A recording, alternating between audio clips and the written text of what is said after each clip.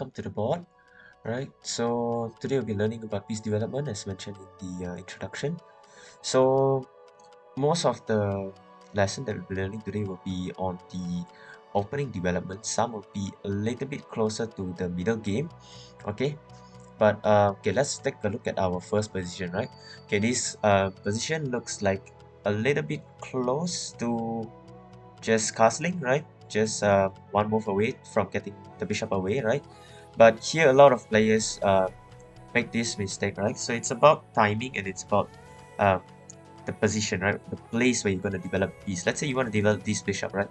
And you're saying to yourself that, oh, okay, in one move, I just have to develop my bishop and castle, right? No big deal, right? I'm going to play bishop d3, right? So bishop d3 seems like a natural move, looks very strong, right? If you notice, this is a queen bishop battery, which puts a lot of pressure on the h7 pawn. Okay, looks very good, and if the knight ever moves, then this is a free pawn. Okay, so it looks very good, right? But the only mistake is that we placed the bishop at the wrong square, right? It's the right timing, it's the perfect timing. Okay, as we have seen in the video just now, it talks about the right timing but the wrong step, right? The right timing is to move the bishop, right? The right piece as well, right? But the only problem is that we went to the wrong square, right? So here the best square would be bishop e2. Why? Okay, let's take a look. If you played bishop d3, you made a huge mistake by allowing the move knight b4, which forks the queen and the bishop. Okay, and so you might just say, you might tell me that, okay, so what, right? It's a knight which is 3 points, and the bishop is also 3 points, so it's fine, right? It's fine if you just capture it. But the only problem, right? In chess, it's not just about values, right? It's not the piece value that determines how valuable the piece is, right? If you're saying that this knight costs 3 points, this is 3 points, 3 points, 3 points, 3 points, 3 points, and 3 points, and you're saying that all of them are equally valuable in this position, right? And that's definitely wrong, right? Why is it wrong?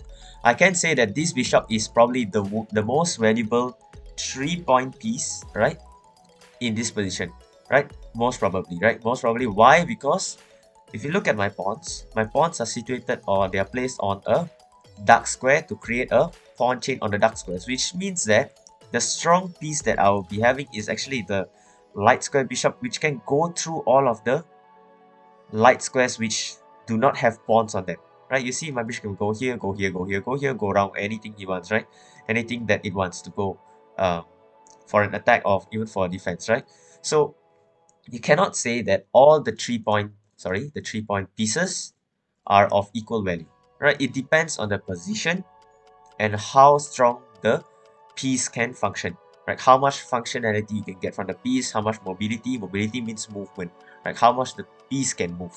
Okay, so if you're gonna say that this bishop is fine to get traded off by this knight, to trade this off, example, I'm gonna play knight b4 and my queen is gonna jump back, obviously, because I have to defend the bishop, and if he takes, then this is just fine. If you're gonna tell me that, then that is actually wrong. Why? Because this bishop, you can consider it as the most valuable 3-point piece in white's position compared to the sort of not too valuable knight. Okay, black can just say that, oh, I'm just going to trade it off, right? Because I believe that my knight is less valuable than your bishop. Okay, and you allowed him to play this move with a tempo on your queen, right? Tempo means a threat for those who don't remember this. Okay, so this is definitely a mistake, right? This is almost a blunder for playing bishop here because of knight b4. Okay, right? A very simple one move problem which we always do in our games. Okay, so here what is the move that you have to play, right? In order to get your bishop to this strong diagonal, you have to prepare it, right? The timing is the problem, right? Just now we talked about the wrong square, right? The wrong square, okay, which is the wrong place, right? We talk about place and time. The place is at the wrong place, but actually the place is actually the perfect place for your bishop, right? It is the perfect place, right? But the only problem is that it's at the wrong timing. Okay, it's at the wrong timing because of knight b4, right? Knight b4 comes in with a tempo, so in order to get the timing right, in order to get the timing right, you shouldn't play bishop here immediately. Instead, you should just postpone your castling first, postpone your development of your bishop. You're not forced to play bishop e2. You're not forced to do that. There's no potential attack that black can pose to your position yet. Okay, so why not just throw in an in-between move, right? We call it a Zwischenzug. Alright, a Zwischenzug or an intermezzo. Right, this is a new term for you. Okay, this basically just stops knight b4 ultimate, right? Knight b4 can never happen unless this pawn is gone, right? Okay, so knight b4 is stopped, and on the next move, we can play the move bishop to d3. Understand? Right, so here bishop d3 is the move we really want to play, right? And that's why we instead of playing bishop e2 and having a little bit of a passive position, right? Passive position where the bishop is just guarding things, right? And here even d takes c4 is a move. It's just a move that black can play to laugh at you and say that, oh, you have to move your bishop again. You just came here and you have to move again. Okay, so here instead of going bishop here immediately or even playing bishop e2, we're not going to play a bishop move at all. Not a single bishop move. But instead, we play a3 to just stop knight b4 ultimately and prepare the move bishop to d3. Okay, bishop d3 is a very, very strong move because a very, very good square for the bishop because of this potential threat on the h7 pawn. Okay, right, clear? So this is just a very simple idea in the in how you develop your pieces like a human. Not like a human, but with considerations taken into thought, right? So if you're just gonna blindly develop a piece and say that, oh, every game has the same opening, every game has the same development, right? The same position for a bishop. I can just play this any game, there's no problem. Openings are easy. I just have to memorize knight here, knight here, knight here, knight here. Bishop probably on c4 or b5, and also f4 and g5, and the same thing for black. That is wrong, right? That is wrong. Because there are endless possible moves for black and white, okay? And it depends on the timing, right? Even if you throw a simple h3 move inside, it shows that you already wasted a move, right? You wasted one move for white, and the position could be totally different if black plays a certain set of moves, for example, right? Okay, so right, that is our first position, right? We are looking at positions where we find timings wrongly, or we had the timing right but we play the wrong move, or the right piece at the wrong square, okay? Or even the wrong piece at the right square, right? We will take a look at all of those in this video, alright? So now we are going to move to the next position, right? The next position is very, very early in the opening, right? Very, very early. Why? Obviously, we have only these two minor pieces, right? For white, it's only two minor pieces, and for black, it's only one minor piece being developed, and 2 pawns in the center. This looks like a Morphe's defense, right? From the Ruy Lopez, okay? Where we play e4, e5, e4, e5, and knight f3, knight c6, okay? And the bishop comes up and sort of attacks the knight on d5, and a3 is played. A6 is played. A6 is played to push the bishop back, and this is called the Morphe's defense, where a6 is played. So bishop back, and now there is a move that black has to know. Okay, black has to play a move that doesn't lose, obviously, right? Obviously. Okay, so here are two sort of poison pawns, right? So black could even play this, and it might be a bit risky for you to play this move because of a move like queen here, and obviously now it's not even playable because the knight can just capture it, right? It's not pinned. Remember that the knight is not pinned. There is a pawn here, okay? So safe moves must be played in this position, right? And you would say that the move bishop c5 looks natural, right? Bishop c5, very natural. Develop, sorry, that's very good. Develop your bishop to c5, put a knight on f6, and just say that I'm coming for your king. Okay, I'm coming for your king on the f2, for example. Right, it looks very, very, very natural. Okay, so these are opening mistakes that most players do, or development mistakes that people do, right? They think that they have played a lot of games, and they don't calculate, right? They don't calculate what the opponent could do on the next move, right? Remember, it's a game of two players. The game with two players against each other with two separate minds, right? Two people playing with two different minds, and they each have their own turn, right? Correct?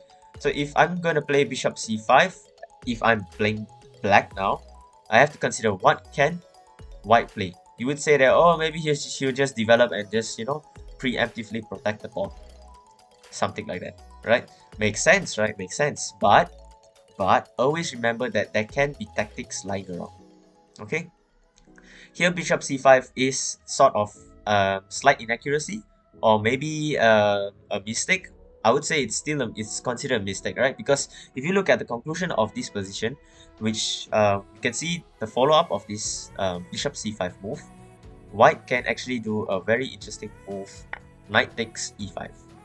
Okay, knight takes e5 is a knight sacrifice, right? You'd say, oh, it's a free knight, right? It's a free knight. It's actually a free knight, like a totally free knight. Okay, but here black failed to see the follow-up from white. Okay, the follow-up from white is simple. Remember, when you have two pieces and a gap in between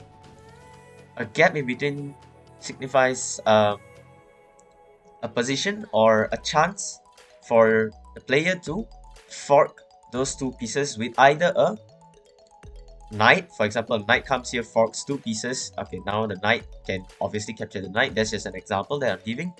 But another fork that you can do is with the pawn. Alright, so d4 here literally forks the two pieces, and you would actually lose the piece after this, right? And if you go back, capture back, you will realize that you actually just won a pawn. Okay, let's go back, let's slow it down. Here you won a pawn at this pawn. You see that? Knight takes e5 is a free pawn. Okay, and he takes back your knight, okay, which is 3 points, right? Black got 3 points for one pawn, which gives him an extra 2 points, right? 3 minus 1 is 2. Okay, but the problem is now he can't win back his pawn, because obviously if you take this, then you know the queen can capture the bishop, and you will have to run the knight once again. Okay, and it's basically saying that you are just giving back the piece, right? Giving back the piece, and here the best move would be to run away the piece, right? To run away the piece and just let white capture and double his pawns, right? Double his extra pawn. You have to remember that that is an extra pawn, and that's why here we would say that it's a little bit of a mistake for black to play the move bishop c5, right? Bishop c5 loses one pawn. Okay, although it's a double pawn, although you know that if you knew that you knew this line and you say that, oh, maybe I could win the pawn back later, you have to prove your point, right? You must be able to win this pawn back, either one of these. And if you fail to do so, you will know that you will probably be down a pawn in the endgame. Okay, all right. So a move like, I don't know, king here, pawn here, and even just developing your knight to protect this backwards pawn, right? This is now a backwards pawn. Okay, unless you play a move like here, which is pretty good as well. Okay, so at this point, white is clearly up a pawn, and a single development mistake, bishop to c5, which looks very strong, right? It looks very strong. Okay, a single mistake like this could cost you a pawn and eventually even the game, right? It's just that important. A single pawn is very, very important. Okay, all right. So now look at it again, just like this, and you are down a pawn. Okay, right, now we'll go to the next position, right? The next position is it's a game between two players. I can't remember which game it was. A lot of players have reached this position actually, so let's just ignore that. Okay, so but I took it from a game where in this position, the best move would be queen b3. A very, very strong move. Okay, it is the best move by the engine, right? No mistakes here. The mistake comes later in the game. Okay, and here white is simply saying to black that, okay, you can't develop your bishop because you hang a pawn, right? Okay, I'm already putting pressure on this pawn. Okay, you can't defend this pawn with the bishop because once again I'm attacking the pawn, right? And you will realize that I have 1, 2, and 3 attackers attacking this pawn. right? And you only have two defenders, right? Two defenders, 1 and 2. Okay, so this is a little bit of a problem for black. So here, instead of thinking about the pawn, black plays the move knight to c6, and here we snag the pawn. We take the pawn, and black plays the move knight d4. Okay, now white is up a pawn, right? White is up a pawn, but the only problem with this is that, okay, the only problem with white being up a pawn is that, if you notice, white is a little bit underdeveloped, and the queen is being a target right now, right? The queen is being a target, and you would lose in terms of development, right? You will slow down in development. You might think that, oh, I'm already well developed, I have my queen out, and I'm attacking. I just got a free pawn, my knight is active, and if it takes, I can just trade it off. Not really, because you hung a fork here, right? Knight here is a fork actually. So here, instead of reacting to this, white actually has a tempo move, right? We always have to take a look at what moves can pose a greater threat than the threat at hand, right? The threat at hand is basically knight attacking the queen. Knight attacking the queen, and the queen is a very strong piece, right? But what is a greater threat other than the queen? Right, after the queen, the greater threat is knight takes f6 with check. Remember, the king is the most vulnerable piece in terms of being threatened, right? Okay, so the king is very threatened here. Sorry, not this king, but this king. This king is being threatened here, not very threatened, but just threatened, obviously. Okay, it's not a mate or anything, right? So here, instead of attending to this threat, white plays knight takes f6 with check. Okay, and here black plays queen takes f6, of course. G takes is also fine, but most people like their pawns intact for some reason. Not for some reason, but of course they don't want to double their pawns, and they might want to consider castling this side because their king is very exposed in the center. Right, a lot of holes in front of the king, and they prefer to keep the pawns intact and probably just develop something like this and just castle, right? And then focus the attack on the queen side instead.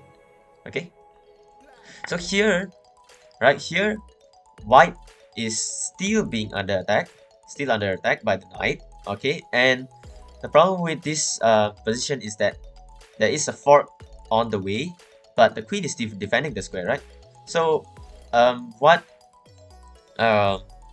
white should know is that, okay, of course, white is forced to keep control of this square. So there are a few moves that white can play, which queen here defends this square, sorry.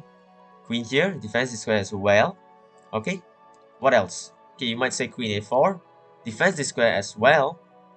Okay, so now let's just take a look at this first, right? Even this move still works. Okay, it still works, but once again, we can take a look at both of these moves, right? Both of these moves are called developing moves, sort of developing moves, right? It puts the queen at a more centralized square, a more attacking square. For example, queen a4 check looks like a good move, right? It's a check, all right. Most beginners will love this move. Be like, oh, check, and he can't capture me, right? It's a tempo, but this actually gives a tempo back to black, right? And if you notice, now your queen is hanging, and you will still have to control this square. Remember that? And here, if you play the move that we discussed earlier, that we mentioned earlier, sorry, queen c4 still defends this move, still defends this square. Now you fall into this move, bishop e6, and it's an endless chase, right? Okay, so here you are forced to go all the way back, all the way back to d1, which you could have played right here. Okay, so basically it's at the right time. I would say it's the right move. So not to say right move, it's the right piece, but it's at the wrong square, right? It's a wrong step, it's at the wrong place, and you just waste a lot of time and move, right? You wasted a move, right? You have to go all the way back to where you could have gone one move ago, sorry, right? Okay, so this is a very simple position. If you take a look at this as well, you can even face the same problem, right? Face the same problem over and over, and even this move might be playable, but not at the moment, because obviously bishop captures would be a problem. Let's say here, bishop captures would be a problem, and you hang the rook. Okay, so here instead of that, okay, queen d1 is the best move, right? Queen d1 should be played instantly, or even queen d3, which controls this square, because there are no tempo moves from. Okay, if you want to say that, okay, I have a tempo move here, you could just block him out like this, or maybe if you want to trade, no, you can't trade. Sorry, if you trade, then this happens. Oh wait, sorry. Okay, yes, you can trade. That's my bad. Okay, so here maybe bishop e4 is fine.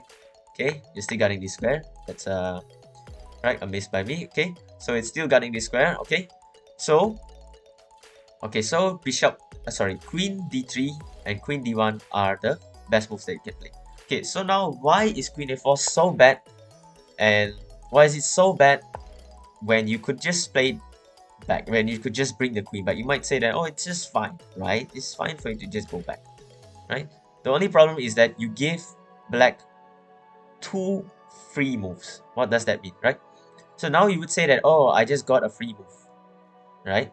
But realize that you just gave him a free move to develop his bishop with a tempo on the queen.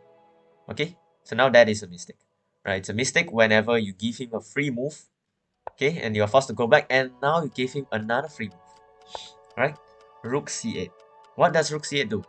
It controls the open file. What is an open file again? No pawns at all in the file, right? There's no pawns at all in the file. Okay, so now why was this possible? If you play queen d1 now, you will realize that he has to play those same moves again, okay, without a tempo on your pieces, right? But now when you put the queen here, it becomes a target, and he can develop much sooner, right, with tempo. And now you realize that you are being suffocated. Do you realize that? Okay, you're being suffocated by the move knight here. Okay, so now you might have to play something like rook here, or maybe something like bishop here, but I don't think bishop here works. Does this work? Let's see. If we play this, and okay, of course it works for now, right, because you're stopping this, but potentially, okay, black could try to trade off your bishop, which is still controlling this square, and you might have to tuck it all the way to into a passive square, and that is pretty bad. Okay, all right, and at the end of the line, let's say you play something like this, you want to tuck it back, it's pretty useless. Might as well just trade it off, and the queen might come into the game. And if you play something like this, then you are just lost. Okay, and if you play something like this now, obviously it doesn't work anymore. Okay, so instead you will have to play something very passive, which is rook to b1, and now moves like knight here will force your king to a very bad square. Okay, and your queen is already, his king is already staring down on your king, and this is a very bad position for white to play. Okay, so it's not just about you having to move the queen to the square that you could go a few moves ago, but it's about giving him free development moves. Okay, free development moves, and having more support for his attack now. Okay, and you realize that you are going to find it a little bit hard to castle, because whatever you do, this check comes in. Okay, all right. Okay, now we move to the last position. Okay, last position we're going to look at is a very, how do I call it, a double-edged position, right? It looks like it's very equal, queens here, and believe it or not, this is a game that I played blindfolded against a friend of mine who is also a coach, right?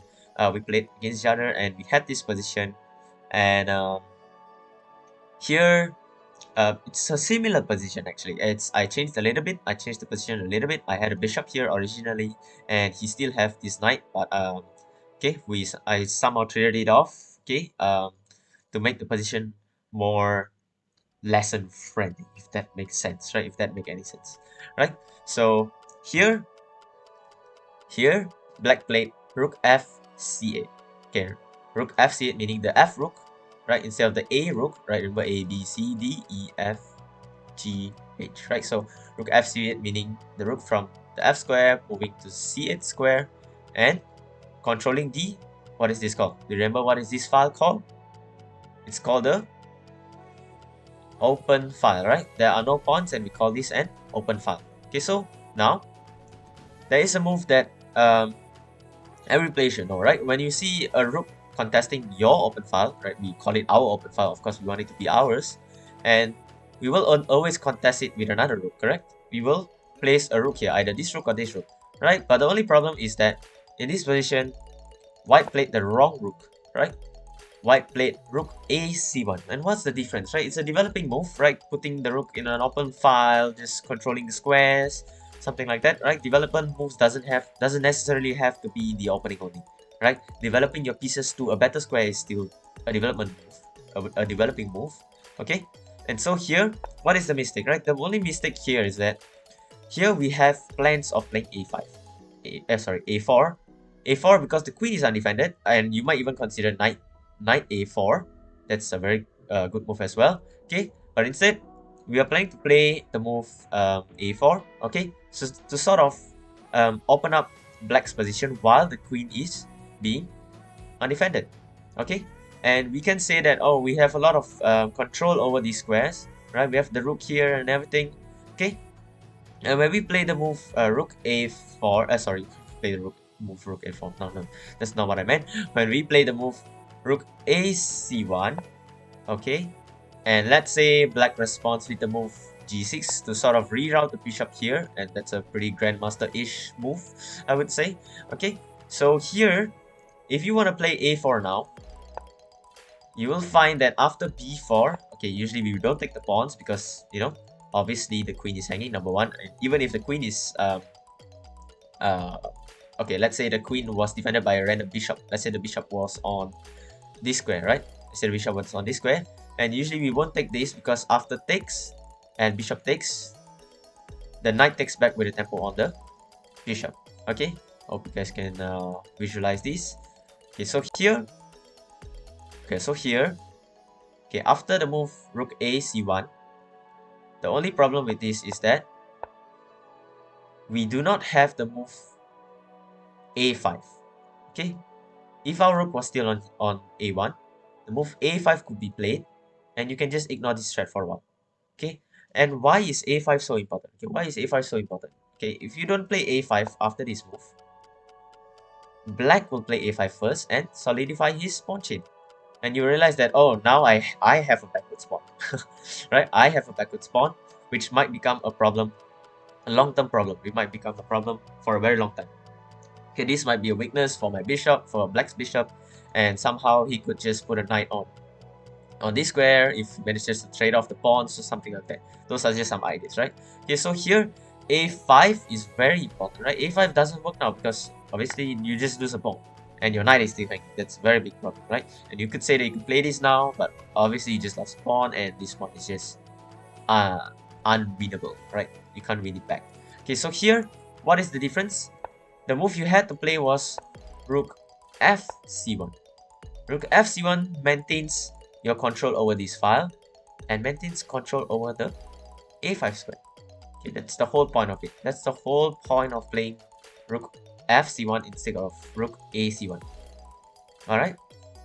Okay, so here, if we move on with the game, which using the same lines, which is g6 and planning to put the bishop here and everything, can we go a4 now?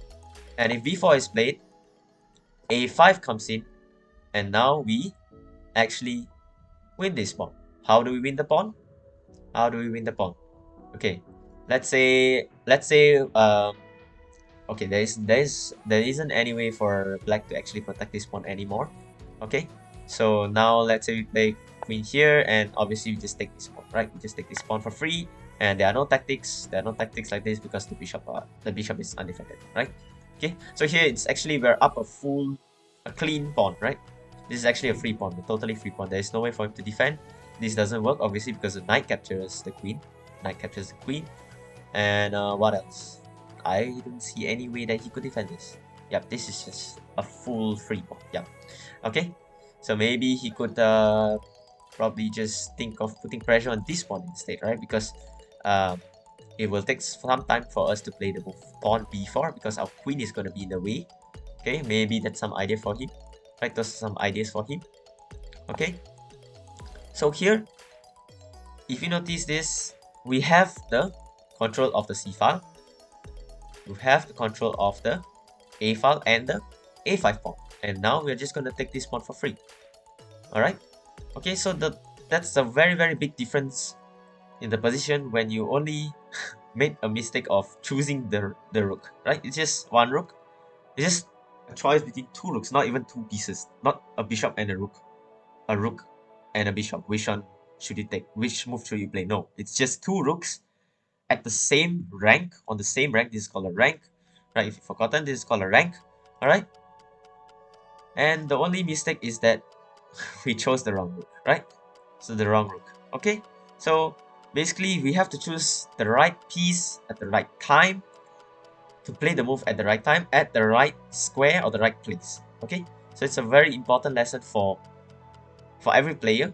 Okay, in any position, right? Any position, you might make a small slip, a small mistake of playing the wrong rook, or even putting your queen at the wrong square, giving a check, thinking that that's a tempo. Okay, and all of those might lead to you losing the game, right? Because you just gave them a free tempo, for example, or for instance, in this position, right? You just gave up a5, right? You gave up key squares for you to clamp down black's position, and you might just ultimately lose the game. Okay, all right. So yep, that's all for today's class, and I hope you guys can learn a lot from this video, and we will meet again next week. All right. Okay, that's all. Thank you and have a good day. Bye bye.